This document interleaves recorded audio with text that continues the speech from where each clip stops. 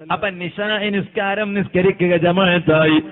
ആ ഇശാ നിസ്കാരം കഴിഞ്ഞാലോ അതിനുശേഷം ഒരു 2 റക്അത്ത് സുന്നത്ത് നിസ്കാരമുണ്ട്. ആ സുന്നത്ത് നിസ്കാരം കൂടി നിസ്കരിക്കുക. അത് കഴിഞ്ഞതിന് ശേഷം ഹബീബായ നബി സല്ലല്ലാഹു അലൈഹി വസല്ലമ തങ്ങൾ പഠിപ്പിക്കുകയാണ്, ഇശാ നിസ്കാരം കഴിഞ്ഞാൽ പിന്നെ നിങ്ങൾ ചെയ്യേണ്ടത് ഒരു വുളൂ എടുക്കാൻ മറക്കാതെ വിത്ർ നിസ്കരിക്കാൻ മറക്കല്ലേ. ഇശാ ഫർള് നിസ്കാരം കഴിഞ്ഞാൽ ഒരു 2 റക്അത്ത് സുന്നത്ത് നിസ്കാരം. ആ ഇശാഇന്റെ 2 റക്അത്ത് സുന്നത്ത് നിസ്കാരം കഴിഞ്ഞാൽ 11 റക്അത്ത് വിത്ർ നിസ്കരിച്ച മഹാന്മാരുണ്ട്. പക്ഷേ നമുക്ക് എല്ലാ രാത്രിയും അത് കഴിയണമെന്നില്ല. അപ്പൊ ഇശാ നിസ്കാരത്തിന്റെ സുന്നത്ത് നിസ്കാരം കൂടി കഴിഞ്ഞാൽ ഏറ്റവും സാധാരണഗതിയിൽ പറയുകയാണ്, ഒരു 3 റക്അത്തെങ്കിലും വിത്ർ നമ്മുടെ ജീവിതത്തിൽ പതിവാക്കണോ. ഒരു 3 റക്അത്ത് വിത്ർ നിസ്കാരം.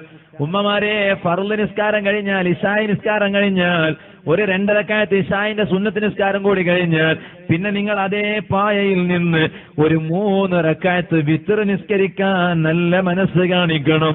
എന്തേ കാരണം? വിത്ർ നിസ്കാരത്തിന് വല്ലാത്തൊരു പവറാണ്. അതിന് ഒരുപാട് മഹത്വങ്ങളുണ്ട്. എല്ലാം ഇപ്പൊ പറയാൻ നേരമില്ല. ഒറ്റ മഹത്വം ഹബീബായ തങ്ങൾ പഠിപ്പിച്ച ഒരു മഹത്വം പറയുകയാണ്, ഇന്നല്ലാഹ അമദ്ദകും ബിസ്വലാത്തിൻ ഹിയ ഖൈറുൽ ലക്കും മിൻ ഹുംറിൻ നഅമി. മുത്തുനബി സല്ലല്ലാഹു അലൈഹി വസല്ലം സ്വഹാബത്തിനോട് പറയുകയാണ്, സ്വഹാബത്തെ, അല്ലാഹ് നിങ്ങൾക്ക് ഒരു നിസ്കാരം കൊണ്ട് നിങ്ങളെ അനുഗ്രഹിച്ചിരിക്കുകയാണ്. ഒരു പ്രത്യേകമായ നിസ്കാരം കൊണ്ട് അല്ലാഹു നിങ്ങളെ അനുഗ്രഹിച്ചിരിക്കുകയാണ്. ആ നിസ്കാരം അറബികൾക്കിടയിൽ ഏറ്റവും വിലപ്പെട്ട ഒട്ടകമാണ്. നല്ല അതെ കുതിരയാണ്, ചുവന്ന കുതിര. അറബികൾക്കിടയിൽ കുതിരകൾ ഉണ്ടാകാറുണ്ടല്ലോ. ആ കുതിരകളുടെ കൂട്ടത്തിൽ ഏറ്റവും വിലപ്പെട്ട കുതിരകളാണ് ചുവന്ന കുതിര. മുത്തുനബി സല്ലല്ലാഹു അലൈഹി വസല്ലം തങ്ങൾ പറയുകയാണ്, ആ ചുവന്ന കുതിരകളെക്കാളും അറബികൾ അവർക്ക് കിട്ടണമെന്ന് ആഗ്രഹിക്കുന്നതാണ് ഏറ്റവും വിലപിടിപ്പുള്ള ചുവന്ന കുതിരകൾ. അതിനേക്കാളും നിങ്ങൾക്ക് ഖൈറാണ് ആ ഒരു നിസ്കാരം. അപ്പൊ സ്വഹാബത്ത് ചോദിച്ചു, ഖുൽനാ വമാ ഹിയ യാ റസൂലല്ലാഹ്. അല്ല നബിയേ, ആ ഒരു മഹത്വമുള്ള അത്രയും പവർഫുള്ളായ ആ ഒരു നിസ്കാരം ഏതാണെന്ന് പറഞ്ഞു തരുമോ? ഖാല, ഹബീബായ നബി സല്ലല്ലാഹു അലൈഹി വസല്ലമ പറയുകയാണ്, അൽ വിത്റു മാ ബൈന സ്വലാത്തിൽ ഇശാഇ ഇലാ തുലൂഇൽ ഫജ്രി. ഇശാ നിസ്കാരം കഴിഞ്ഞാൽ സുബ്ഹി നിസ്കരിക്കുന്നതിന് മുമ്പായി അതിന്റെ ഇടയിൽ എപ്പ നിസ്കരിച്ചാലും മതി, ഉറങ്ങിയിട്ട് എണീറ്റ് നിസ്കരിച്ചാലും മതി, ഉറങ്ങുന്നതിന് മുമ്പ് നിസ്കരിച്ചാലും മതി, എപ്പ നിസ്കരിച്ചാലും സാരല്ല, ഇശാ കഴിഞ്ഞിട്ട് സുബ്ഹിക്ക് മുമ്പായി നിസ്കരിക്കണമെന്നേ ഉള്ളൂ.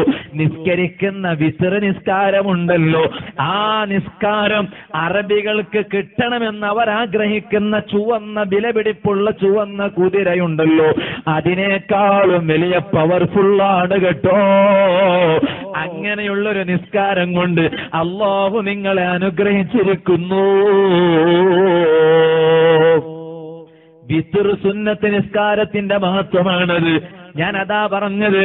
നമ്മൾ ഒരുപാട്, എന്നെ പോലത്തെ ഒരുപാട് മൗലവിമാര് വഅള് പറയുന്നുണ്ട്. നിങ്ങളെപ്പോലെയുള്ള ഒരുപാട് നല്ല മനുഷ്യന്മാര് വഅള് കേൾക്കുന്നുണ്ട്. വഅള് കേൾക്കുന്നത് വലിയ പ്രതിഫലം കിട്ടുന്ന കാര്യമാണ് കേട്ടോ, അതിലൊരു സംശയമില്ല. പക്ഷേ വഅള് പറയുന്ന മുസ്ലിയാരായ ഞാനിത് എത്ര കണ്ട് എന്റെ ജീവിതത്തിൽ കൊണ്ടുവന്നിട്ടുണ്ട് എന്ന് ഞാൻ ചിന്തിക്കണ്ടേ? അല്ലെങ്കിൽ യജമാനനായ റബ്ബിന്റെ കോടതിയിൽ ഞാൻ നിങ്ങൾക്ക് മുന്നിൽ വിരല് കടിക്കില്ലേ? നിങ്ങൾ ഒരുപാട് വഅളും കേൾക്കുന്നുണ്ട്, ഒരുപാട് സദസ്സുകളെ നിങ്ങൾ അതേ സജീവമാക്കുന്നുണ്ട്.